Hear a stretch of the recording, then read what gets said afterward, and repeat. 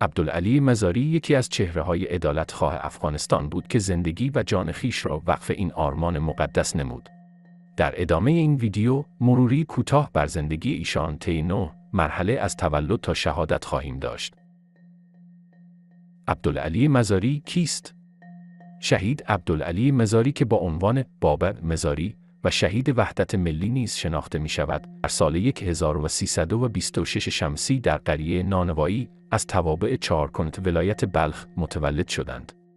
ایشان فرزند حاج خداداد، یکی از بزرگان قریه با اعتبار بالا میان اهالی محل می باشند.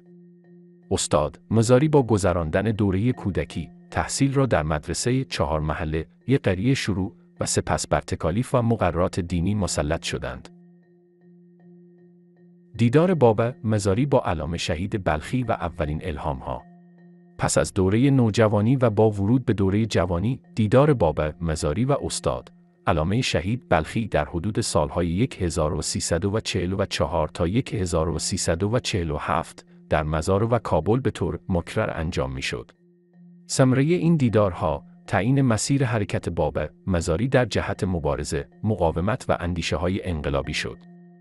استاد مزاری نیز خود ملاقات با علامه بلخی را عامل مهم در تغییر سرنوشتشان و یادگیری بسیاری مفاهیم می‌دانند. دوره عسکری، تجربه و تحول فکری.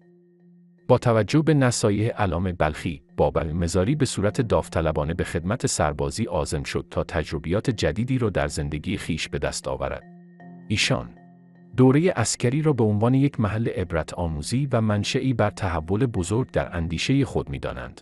استاد مزاری بعد از بازگشت از دوره عسکری در مدرسه شیخ سلطان در مزار شریف به ادامه تحصیل پرداختند و در اوایل بهار سال 1351 یعنی در 25 سالگی به خارج برای تحصیل عزیمت کردند.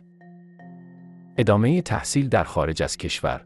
با مهاجرت ایشان به عراق و سپس بازگشت به ایران، تحصیلات خود را در حوزه علمیه قم تا سال 1355 ادامه دادند و دروس حوزه را در این مدت به پایان رساندند. ایشان در ادامه با همکاری جمعی از طلاب، کتابخانه جوادیهی بلخ را تأسیس نموده و طلاب جوان را به خواندن کتاب‌های انقلابی و امور تبلیغی تشویق می‌کردند. بازگشت به وطن. با تکمیل دانش حوزوی و پخته شدن اندیشه ایشان، ورود استاد مزاری به صحنه سیاسی آغاز شد. ایشان به عراق سفر و با امام خمینی و شخصیت‌های انقلابی در آن دوره دیدار داشتند. اما پس از بازگشت به ایران، دستگیر و در زندان به واسطه ساواک شکنجه می‌شوند. پس از آزادی از زندان، حکم اخراج ایشان از ایران صادر شده و استاد مزاری به افغانستان برمیگردند. استاد مزاری پس از مدتی با شخصیت‌های مبارز در کابل و مزار دیدار کردند و با توجه به فعالیت‌های انقلابی ایشان در مزار شریف، تعداد بسیاری از طلاب و دانشجویان به خط مبارزه کشانیده می‌شوند. شروع مبارزه سیاسی. با آغاز دهه 50 شمسی، میتوان این دوره را زمان شروع مبارزات سیاسی استاد عبدالعلی مزاری دانست. تأسیس سازمان نصر یکی از مهمترین اقدامات ایشان در این دوره بوده است که در سال 1351 با نام روحانیت نوین و سپس حزب حسینی تشکیل شد. هسته‌های این سازمان که فعالیت خود را در سال 1358 رسما با این نام شروع کردند، هم در داخل و خارج از کشور ایجاد شده و فعالیت می‌کردند. استاد مزاری با انجام یک سفر به ایران از سال 1359 طرح‌های اقتصادی و سیاسی، نظامی و فرهنگی را در تنگه شادیان ولایت بلخ شروع نمود. پس از یک سال، ایشان برای فعالیت‌های خارج از کشور در میان مهاجرین به ایران رفت. تشکیل حزب وحدت. بعد از یک دوره، ایشان از سال 1365 با جمعی از شخصیت‌ها به افغانستان بازگشتند. از آنجایی که در این سالها افغانستان و ایران در بحبوحه درگیری‌ها بودند، گروه‌های شیعه در افغانستان چارهایی جز اتحاد کامل سیاسی برای حفظ حیات خود نداشتند.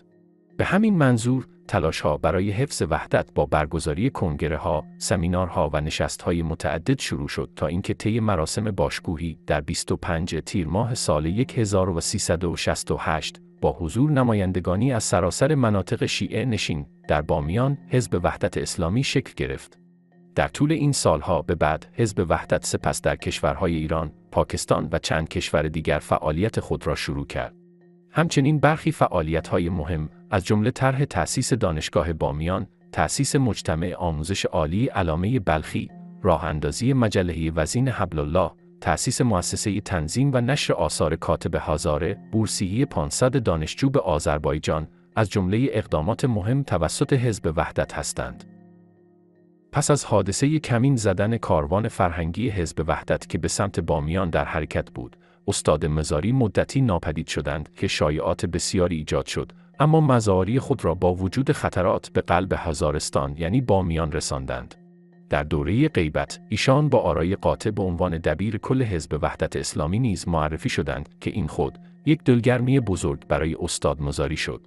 همچنین با حضور استاد مزاری در بامیان مراحل فعالسازی تشکیلات حزب و آماده سازی نیروها از سر گرفته شد. پیروزی مجاهدین و فاجعه افشار.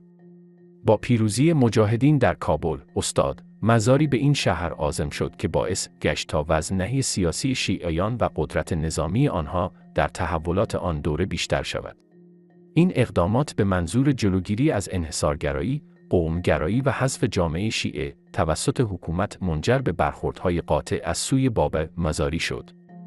در سال 1371 شاهد درگیری‌های بسیاری از جبهات مختلف در کابل و به خصوص غرب این شهر محل حضور استاد مزاری بودیم. در 22 بهمن این سال با توطئه که از جبهه مسعود و سیاف ایجاد شد، شاهد قتل عام و فاجعه‌ای افشار بودیم که یک لکه ننگ در تاریخ افغانستان خواهد بود. شهادت استاد مزاری با پیشروی طالبان و محاصره غرب کابل توسط احزاب مختلف و عدم همکاری آنها، حزب وحدت اسلامی به تنهایی در برابر هجمه حملات طالبان قرار گرفت. در این دوره شاهد حملات سنگین از زمین و هوا بر غرب کابل بودیم.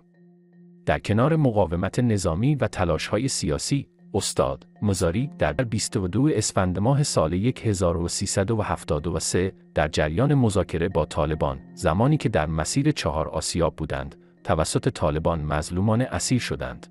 بعد از ظهر آن روز، پیکرهای تیرباران شده‌ای، ایشان به همراه شخصیت‌های مهم دیگری از جمله ابوذر غزنوی که همگی به طرز بیرحمانه مورد تهاجم قرار گرفته و به سختی قابل شناسایی بودند، در غزنی تحویل داده شد.